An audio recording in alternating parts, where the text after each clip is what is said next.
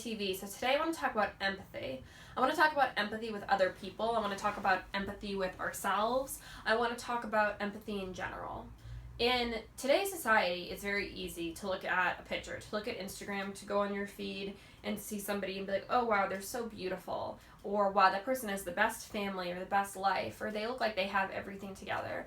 And I want to let you know that you are perfect. You're perfect, you're beautiful, you are fine. You don't need to be a cartoon character. You don't need to look like everybody on your news feed or on your Instagram feed. You are perfect. You're perfect. You're perfect the weight you are. You're perfect.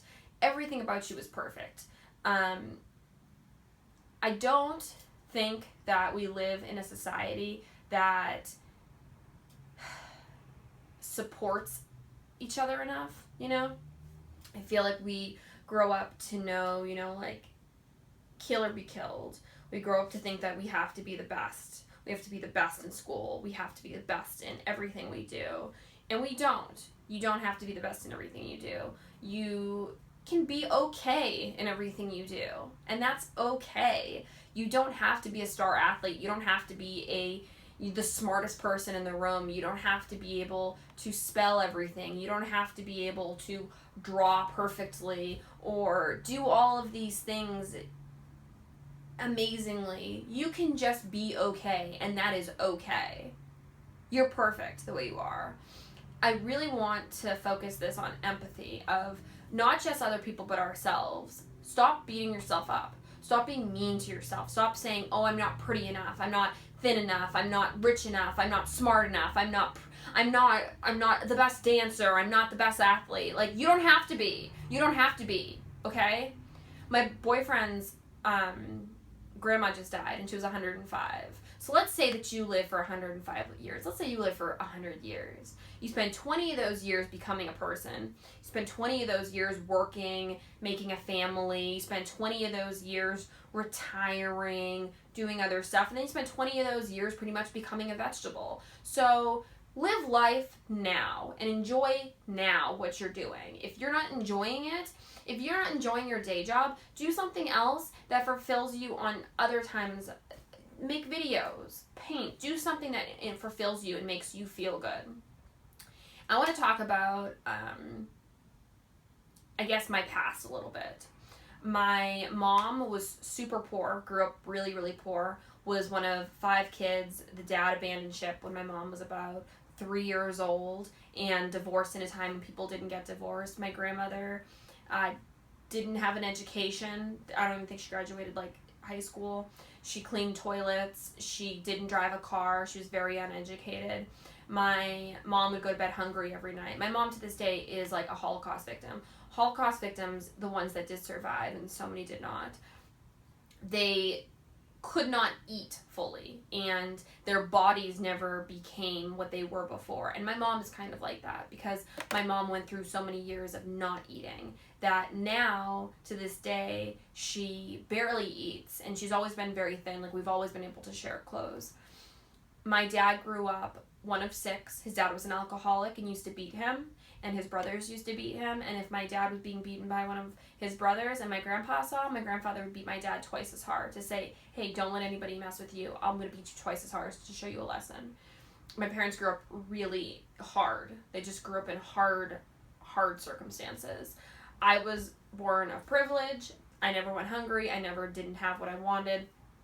But that was because of my parents and them working hard. My parents got married when they were teenagers. They didn't have their first child until they were in their 30s. They wanted to make sure that they had for their kids what they didn't have. My mom had 2 dresses. And a little bit about me, yes, I grew up with privilege. Yes, I grew up not being hungry. I grew up having whatever I wanted. I grew up in a very weird kind of way because my parents grew up so poor that to my parents, I didn't really have clothes. I had a few pairs of pants and a coat when I was little, and my hair was always messy and kids at school would bring me clothes. They'd bring me bags of clothes because they thought that I was this poor kid who didn't have anything. And I remember at my birthday party, people came and they were like, they couldn't believe it because we lived in this gigantic mansion with 3 pools. And they like walked in and saw my house and then were like, wait, what? Because I literally looked dirty. Like my parents never like really washed me properly. I never had nice haircuts. I didn't have nice clothes. The clothes I had were all like outgrown because my parents like didn't know how to really be parents because they grew up not really being parents. My mom grew up not having a father and having a mother that my mom almost had to take care of. And my dad grew up having parents. His mom was nice, but you know, Irish, so like very like hard. But his dad was an alcoholic, so my parents grew up not really knowing how to be parents. And then they tried their best, and I love my parents, and you know, they really did try their best, but I was getting made fun of in school. And it was weird because we had all this money, but yet I was still like didn't have clothes and didn't look nice. And I remember this boy was making fun of me about my pants not being long enough. And I went to my mom and I said, Mom, can I, have some money to go buy pants? And she's like, sure, and give me like $500. Like what parent just gives their kids $500? And my mom was so not hands-on that I remember I went to the store and I went up to the lady and I was like, hey, I'm being made fun of at school because my pants aren't long enough. Can you help me? And this like sales associate went around like helping me pick out all the clothes that I bought. And it's like, even though I didn't grow up poor, I know what it's like to like be made fun of for not having nice clothes. I know what it's like because my parents, I didn't know that you had to change your sheets. Like my parents didn't teach me things because they weren't taught those things. So it's I don't know, like I read Martha Stewart Living all the time now because I'm still learning. I'm an adult and I'm still learning. I still am like, wait, that's how you do that? Oh, I had no idea. Or that's what that's for? I had no idea. Because I wasn't taught a lot of things from my parents because my parents weren't taught a lot of things. So even though you might look at me and you might think like, oh my God, this girl has everything, it's like I really went through a long period of time, like probably like 15 years, where I was just kind of on my own because my parents were so hands off. And I love my parents. They were amazing. But I'm just saying, everybody has struggles that you don't know about. And back to empathy, like you might look at somebody and see this, on Instagram, they have this beautiful family. Well, maybe they have a kid that's autistic and you don't know about it. Maybe their husband's beating them and you don't know about it. Maybe they're dealing with anorexia or they're dealing with some kind of drug disease or they're dealing with something that you don't know about. Like, you can't see a picture and know somebody. You can't see a video and know somebody. Like you don't know. And the other day, it's crazy. I have so many clothes, it's nuts. And I have 2 drawers full of t-shirts. This t-shirt is from Walmart for $5 and these pants are from the Gap. And I have like 25 pairs of these pants and like that are slightly different. And I wear them almost like every day. But then I have all these nice clothes that I don't wear. And the other day I just was like, I gotta give back. I gotta do more. I have to have more empathy. And I'm going through all my clothes. And I was going to Salvation Army and as I was driving there, I saw this homeless guy and I pulled over and I had this nice blanket and I said, would you like this? And then I was driving and I saw another homeless person and I had another blanket and I gave it to them. And then there was a woman that was begging and I just like took bags of clothes that were just like sweatpants and t-shirts and sweatshirts, like, heavy things. And I was like, heavy clothes. And I was like, here, would you like this? And I was like, whatever doesn't fit, like, please give away. And it's like that kind of empathy. And I've never done that. I've never just gone out and handed things to people. And it kind of brought up a lot of memories of me when I was a child. Because, I've you kind of like push that stuff aside. And it really made me feel good to just give back to people. And I think that we need to have that kind of empathy for people on the streets, people that are doing well, people that we went to high school with, like we all have these struggles. We all have an El Guapo to face. 3 amigos.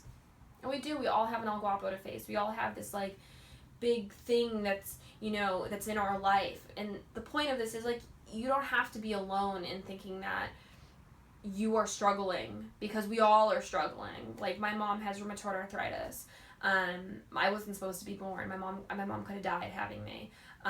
My mom, her hands are like, my mom, she has rheumatoid arthritis. She has osteoporosis.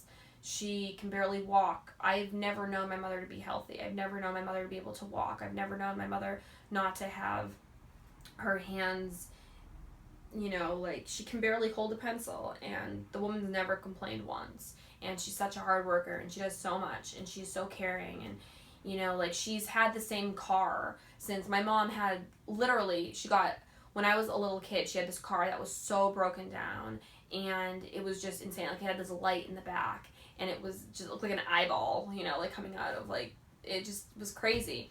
And people would make fun of me at school, and I was so embarrassed, and I'd, like, jump in the back of the car. And then when I was in the 8th grade, she got a green Passat, her favorite color, and she still is driving that green Passat she got when I was in the 8th grade. And if you ask her, Mom, why didn't you buy a new car? She says, it drives like a dream. Be Marilyn. Be like my mom. That's what I think that, you know, it's like we all should be more like my mom. Appreciate the things that you have. Don't appreciate the things that you don't have. Don't appreciate, you know, or don't want for things you don't have. Appreciate what you have. And that's something I am trying to learn in 2017. I'm trying to be more grateful. I'm trying to be more humble. I'm trying to give back more. I'm trying to be there for other people more, and, you know, show to other people. Like, I had somebody go on a rampage on my Instagram, and they were like, oh, you know, like, you're so fake, and you're a Barbie doll, and, you know, you think that people can look like you and do this and do that. Like, I haven't had plastic surgery on my face. This is just how my face looks. And this person was trying to say that, like, I was giving young girls a bad image because I was saying they had to look like me. You don't have to look like me. This is how I was born. You know, just, like, be yourself. Be how you were born. And they were saying, oh, you're fake, and your lips are fake, and your nose is fake. They're not fake. This is my face. This is my face. I'm sorry. Can't change it. Like, no, I'm not sorry. Like, this is my face, you know? And I'm not going to defend myself saying, oh, you know, like, oh, this and that. It's like, no, I don't have to defend myself. I was just born. This is just how I was born, you know? And I'm not saying to young girls, like, you know, look like me or don't look at me. I'm just saying to young girls, like, on my Snapchat, you know, you don't need to get fake lips. You don't need to get Botox. You don't need to get your face all fucked up. Like, just wear sunscreen, wear moisturizer. And it, like, really hurt me when that person was saying, like, oh, you're making young girls think that they can look like you. I'm not saying that anybody can look like me by wearing sunscreen. I'm just saying, like, be who you want. Be yourself. You're good enough. You are good enough. You don't need to be anyone else. You don't need a fancy car. Be like Marilyn, you know? Have empathy for other people. And like Michelle Obama says, when people go low, you go high. And that's also something I'm trying to work on in 2017. When people are going low and making digs at me, I go high. I posted about me being dyslexic on a few different videos, and I had somebody post under my AfterBuzz, you know, and that's my job, posting like, oh, you're dyslexic, you can't read, you can't do this job. Yes, I can read, and I am dyslexic. They were posting like, you can't read, you're dyslexic, you shouldn't be the host, and you doing this. And it's like, how dare you come after me when I have a learning disability that I've openly talked about, coming after me, you know, making fun of me and saying that I can't handle my job. Of course I can handle my job, you know, of course I can. And it was like this person was coming after me, and I wanted to write something back to them, and I cried, and I was like, you know what, Michelle Obama, when they go low, I go high. When they talk shit about me, I say thank you for watching, thank you for being a supporter, even if they're not a supporter. So I hope that this video helped somebody out there. I know it's kind of crazy. I have to go do some emails. Bye, guys.